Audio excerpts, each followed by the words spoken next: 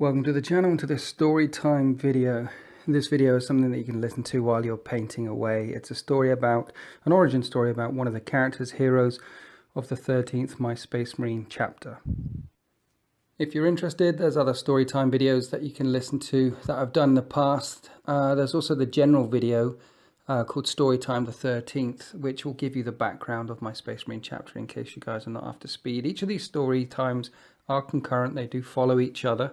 So there'll be links in the video description below to the previous story times you can just jump into this one and listen to this. It is a standalone story. It does work on its own.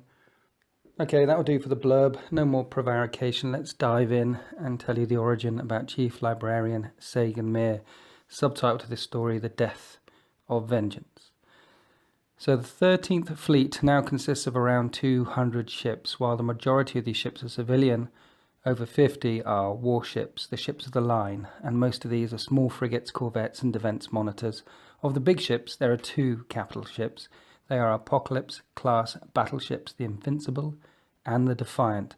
But there was a third once, a third battleship, Jupiter-class, 3 kilometers smaller than its cousins, but still 10 kilometers in length, and still a planet killer. She was called Vengeance. She served the fleet for 1,000 years and the wider Imperium for 3,000 before that. Originally indentured to the Segmentum Pacificus of the Imperial Navy, she was severely crippled in the Gacentis uprising and fled the line. Her reactor was breached and all hands abandoned ship. The 13th came through the sector over a decade later, mopping up, helping survivors, and found the Vengeance adrift by the outer planets. She was scarred and irradiated, but not beyond salvaging. Why she had been left hanging in space, no one knew. Maybe the Imperium could not sacrifice the manpower to recover her at the time, or maybe the salvage crew had come to a grisly end. Maybe they just did not know she was there. The Imperium information machine is Byzantine and unreliable. Rumors circulated that she was a bad star, an unlucky find. But the 13th spent years piecing her back together and rad-scouring the hull, and then pressed her into service. In M41-700, the Tau discovered the ZFR Horizon Accelerator engine and began their second sphere of expansion. When they crossed the Damocles Gulf, they came into contact with the Imperium for the first time, and it was in the Saslau system, a small and unremarked spot on the northern frontier, where the Tau met the 13th. The 13th were berthed in deep orbit around Saslau 4. It was, up until this point, a quiet area of space, which is exactly why the 13th were there. Most of the ships of the line had left to help the survivors and leftovers from the war between the Imperium and the Tau. And when the Imperium moved through a sector, they'd simply steamrolled over everything in their path and then kept moving, regularly leaving pockets of humans and Xenos behind. Micro-battles had erupted on ruined worlds in ruined cities. It was these fights where the 13th could prove most useful, mopping up where the Imperium did not care to be, saving the last human colonists on a world, the last research stations, the last deep space outposts. It was the kind of war the 13th excelled at, and the kind of war where the 13th could find new aspirants, new recruits. While this war was being prosecuted by the 13th, while the war machine was away, the ships of the estate were anchored in deep orbit above Saslau 4, a broad scattering of civilian ships and of various sizes, from the small to the massive, from packet ships and gun cutters, all the way up to bulk haulers, conveyors and mass transports. Guarding them was a ring of defense monitors, slowly moving, pore-shielded gun forts, and over a dozen warships, the ships of the line that were not off prosecuting war. These were on picket duty. Heading up the defense was the two destroyers, the Invincible and the Vengeance.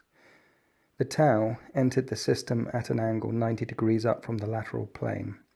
As Tau do not use warp drive, they had no need to enter the system from the Mandeville point. Such Imperium designations meant nothing to them. Trillions of kilometers away, the 13th saw them coming. The deep field auspex lit up, a vast armada of moving dots, heat signatures, and gravity displacements, all moving at a terrific rate. At this distance, it would be 4 days before the visual Auspex contact and 5 days before the Void War began. But even at this distance, it was clear that the 13th were massively outnumbered. There was only one choice for the 13th Fleet. They fled. Using Saslau as a slingshot, they powered up real space drives and ran for the Mandeville Point. The battleships were able to tether one defense monitor each, and the rest were left to make their own way out, never to be seen again. Void War is all about timing. Distances are vast, and speeds are relative. If one warship was travelling 0.003 to the speed of light, and so was the target, they could appear stationary to each other if travelling on the same vector, or they could pass each other in a nanosecond if on different trajectories. It was all about timing, movement, distance. It was a dance. It was a ballet. And as the 13th closed on the Mandeville Point, and as the entire Tau fleet changed course to intercept, and as the hours counted down, it became clear that the 13th would run out of time. Someone had to make a sacrifice for the greater good, to allow the rest of the fleet to escape. And it was the Vengeance that made that sacrifice. An hour before the jump point and 30 minutes before contact, the Vengeance broke formation and angled up off the plane of advance, putting 10 kilometers of guns, adamantium and reinforced ceramite between the Tau and the rest of the fleet. Shields raised. The Tau came on. At this range, it became clear that the Vengeance was much, much, much bigger than anything the Tau had to offer. She was a behemoth, a monster from the deep. The new Xenos race had just started their war with the Imperium and had not adapted yet. However, the Tau guns were formidable. They had range and they had strength in numbers. The void lit up. The Tau guns hit the Vengeance, and she ran on into the fire. 1,000 missiles and energy beams from 1,000 different directions poured into the destroyer, lighting her shields from prow to stern. It was like throwing fuel on a candle. The dark of space was suddenly lit brightly, and the Tau paused, certain in their kill. And then the Vengeance came powering through the fire, unscathed, untouched, her shield strong and her throat roaring. She shouted missiles and torpedoes in all directions, still too far out for lance weaponry. A dozen Tau craft simply ceased to exist before the Tau fully recovered and altered their attack. The second volley of fire was altogether different. Xenos tech, pulsing, modulated fire. It rippled over the Vengeance in waves, thrumming at the shields, bouncing and stretching them. Beneath the shields, the Vengeance shook and vibrated, boomed and creaked as waves of pressure overwhelmed the motive systems, and then, inevitably, the shields collapsed. But by this time, the Tau were in range of her bellicose macro cannons. She drew in her breath and fired. During the second sphere of expansion, the Tau possessed elegant technology and powerful, long-range guns, but capital ship macro cannons were forged at a time when the Tau were huddling in caves and drawing on walls. They were forged by machine minds who meant to use them to take the galaxy. They were forged to cut through fortress moons. The first shot tore through 3 Tau warships, one after the other. The second shot took out 4. Then the rest of her guns lit up the void. With her shields overloaded, the Vengeance diverted all power to all of her guns. All of them. Nova cannons, fusion beamers, lance weaponry fired from every deck at 100 different targets. The Tau had poked a beast, and the beast was very, very angry. Like a firework exploding in the night sky, the Tau fleet but diverted in every direction. 1,000 tiny lights. It was beautiful. This was exactly what the 13th had planned. While the Vengeance drew more power to her guns and launched waves of fighter wings and boarding craft, the Tau were in disarray, and the remainder of the fleet made it to the jump point unmolested. Then the Vengeance burned hard, forcing a wide turn, and raced for the Mandible Point herself, without shields, exposing her sides and weak rear armor. The Tau warships were frighteningly agile and came about like a pack of wild dogs, yapping at her heels. Xenos guns, Tau guns, blew holes out of her plating. Thrusters were damaged, overloaded, shut down. Ion cannons and Void Seeker missiles stabbed into her again and again, but she would not die easy. She fought and roared every inch of the way. Then a large Tau craft, pattern unknown, flew across her port side and fired round after round, red, powerful, ugly weaponry. All of her side plates were ripped away, and then swarms of rockets dug deep beneath the flesh and exploded inside her guts. The whole ship bent in pain and started to spin about itself. And then she made the jump point. And then she jumped. The rest of the 13th Fleet, after taking a short jump through the warp, waited for her out in the black in deep space. 30 minutes later the Vengeance appeared. She was all but a ruin. While the Gellerfield had somehow held together through the warp, much of the rest of her had not. When she translated into real space, her reactor core was dead and ejected, and all primary thrust lost. Her entire left side had been gouged out down to the core superstructure, and she had been pierced right through again and again, as someone might stick a needle through bread, by hyper-powerful railgun weaponry. The 13th learned much in that battle. So did the Tau. 102,000 souls had been on board the Vengeance, and in less than 20 minutes, 89% of them had died. Over 600 Astartes were lost forever. Many had never left the hangars or teleportariums. The Vengeance was dead, but in death, she could still serve. Most warp-capable craft, when as battered as the Vengeance had been, were returned to a shipyard to be blessed and rebuilt. The 13th had no such resources when they lost a ship, even as one as great as the Vengeance. They cannibalized it for scraps. She became a fabricator ship. Environmental controls were re-established and a city was born inside her. Workshops and manufactorums were set up to slowly hollow her out from the inside. Her corpse would be used to make anything and everything, from armored plating to machine parts to bullets and bottles. She was renamed FS-117, the 117th fabricator ship of the 13th Fleet. It was into this world that Sagan Meer was born. His father and mother were part of the 10,000-strong work crew that helped slowly dismantle FS-117. Servitors did much of the hard labor.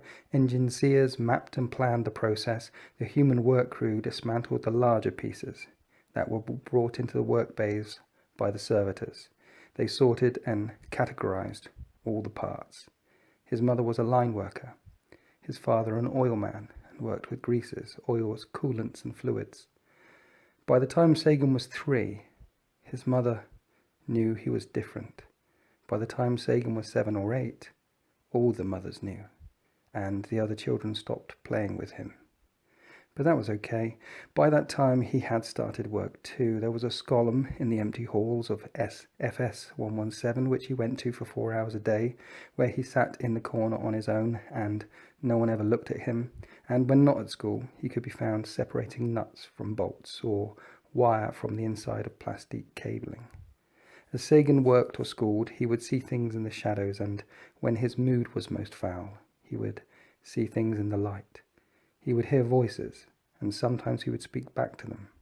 Never a wise thing to do when an adult was around, but to the boy Sagan it seemed natural.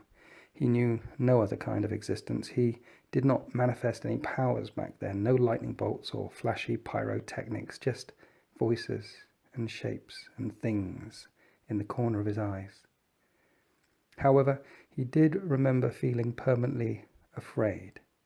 He remembered thinking the ship, the walls, the deck plates, the places he inhabited were cursed and full of ghosts. He knew it was an unlucky ship, a bad star. When he was 9, a new lineman was put in charge of their section, and things started to go wrong straight away. His name was Faust, and he was an angry, violent man. Sagan was terrified of him. His parents talked in hushed whispers whenever Faust was near, and one day he heard his father whispering about missing workers. Lots of missing workers. Then one day, Faust and his men came for Sagan's mother. It was late. Sagan was awake. The blackness was talking to him again, talking of murder and skulls. He ignored the voices, as he always did, hoping they would go away, as they always did, but on this occasion they just got louder and louder, until Sagan screamed out and ran to his mother. He reached her, just as the door to their room came swinging in, kicked open, and 4 large, brutish men entered the room. One of them was Faust.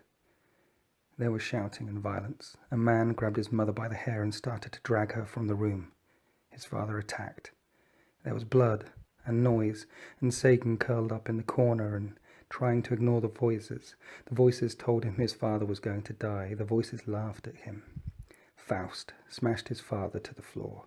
"How dare you attack my men?" he screamed. "Leave my wife," said Sagan's father. "Leave my wife." "I want to hear you beg, little man. Please, just don't hurt my wife."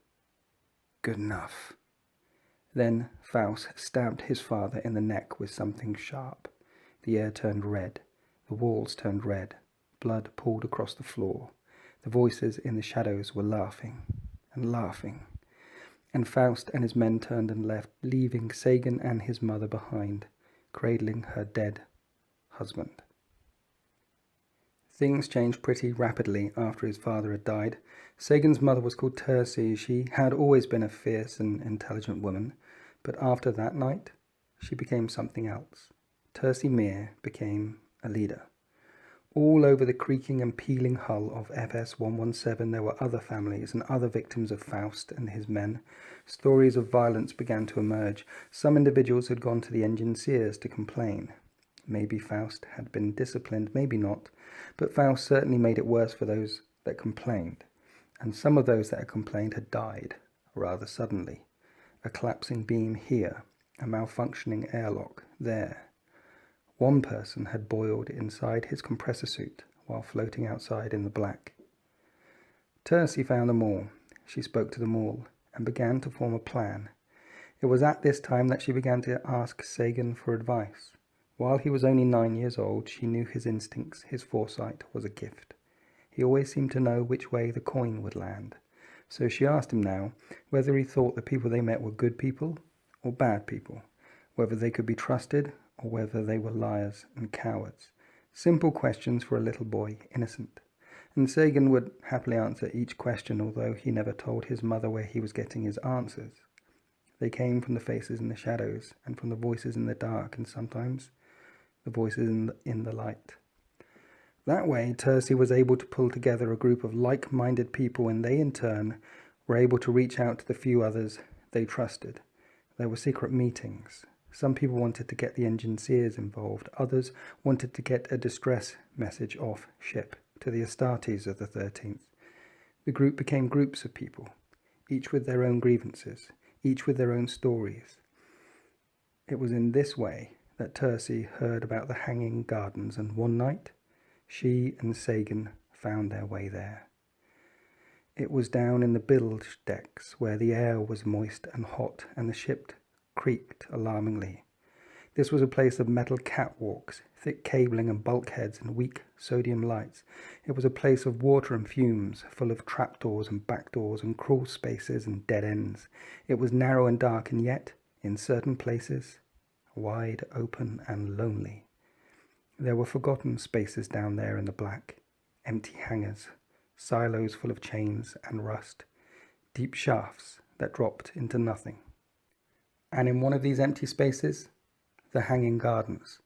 Sagan's head was ringing long before they got there. The voices in the shadows told him to go back. They told him of murder in the dark. He tried to warn his mother, but she was so fierce and so determined. Nothing could stop her when her mind was set. And so, in a wide open hangar, deep, deep under the bilge decks, where the gravity was heavy and the lights were dark, they found the Hanging Gardens.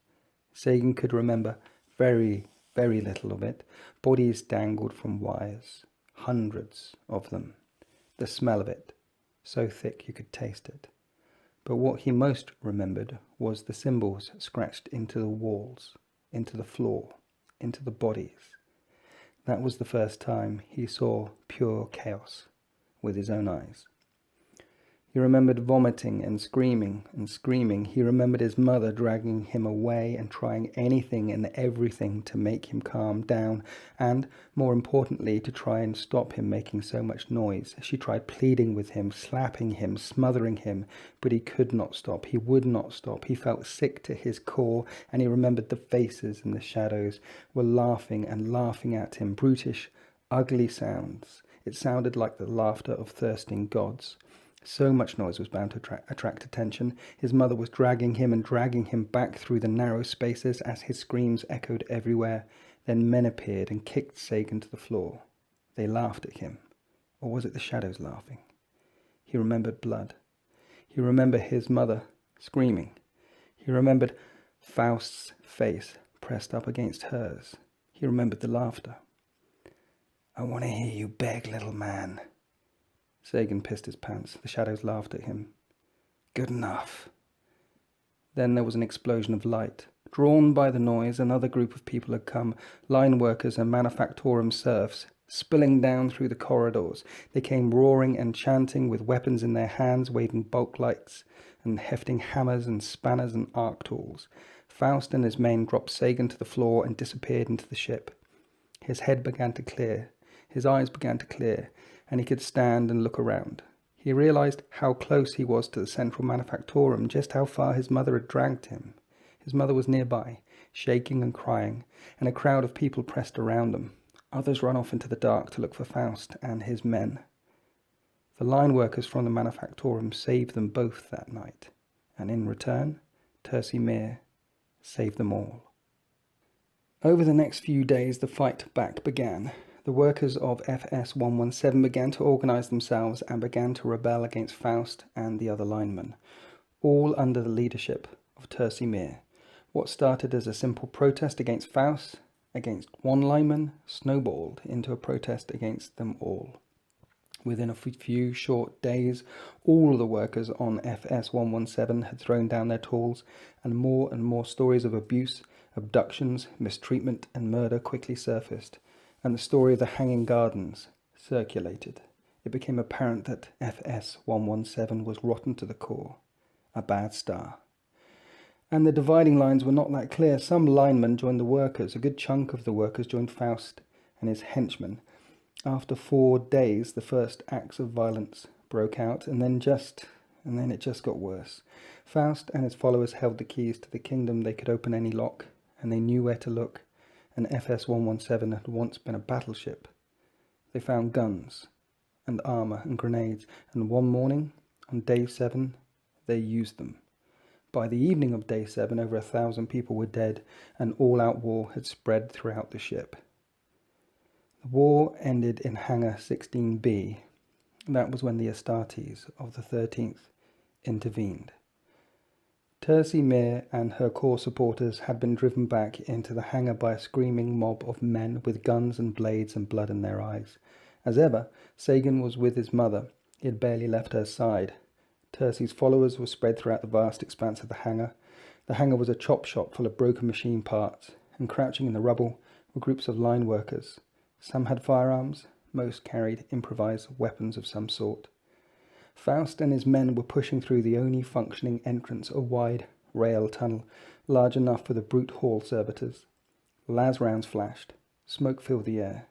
Then, very suddenly, Space Marines teleported into the fight. They materialized between the two warring forces, massive Terminators in colours of the 13th. There were dozens of them, and in their midst, all in black, the unmistakable figure of Chaplain Lucius Snow. A few stray rounds bounced off Terminator plate, and then the fighting immediately stopped. The hangar, which had previously been a riot of noise and flashes and screams, was suddenly very quiet. The Astartes did not raise their weapons. They did not need to. Chaplain Snow walked to the front of his men and pointed. He knew exactly where to look and who to look for. "Come here." Faust came forward, shuffling, sniffling, head bowed. Then Snow beckoned to Tursi, who also came forward, her eyes fierce. Sagan Meer came with her, hanging in the shadows. He didn't know where else to be. "You have broken your oaths," said Snow. "You have killed brothers. You have poisoned the fleet." He grabbed Faust about the head, his black gauntlet covering half of the man's face. Faust struggled and went to lift his las carbine. Snow squeezed, and Faust dropped his gun and froze in fear. Snow looked at Tursi. "How do you want this to end?" She said, "I want to hear him beg." Snow looked down at the tiny mortal and gave him a shake. Faust whimpered. "Good enough," said Tursi. Snow nodded and closed his fist. Faust's skull crumpled. "Kill the traitors," said Snow, and the Terminators opened fire. The linemen and workers that had sided with Faust were exterminated. The loyalists were ferried off FS-117 and back to the bulk of the fleet. They were vetted for signs of deviancy and chaos taint. It was during this process that the Astartes of the 13th discovered that Sagan had a gift, and he was inducted into the Astartes selection process. As for Fabricator Ship 117, previously the battleship Vengeance, well, she was towed out of the line to the nearest star. A bad star. A fat, bloated red giant. There a mindless servitor tug pushed her towards the furnace and to her doom. The end. Okay, I hope you enjoyed that story, the origin story of Chief Librarian Sagan Meer. I also wanted to make a story showing that the 13th are not immune to chaos, that chaos is everywhere. And it was also nice to write an epic space battle as well. Anyway, that's it. Thanks for listening. Happy wargaming.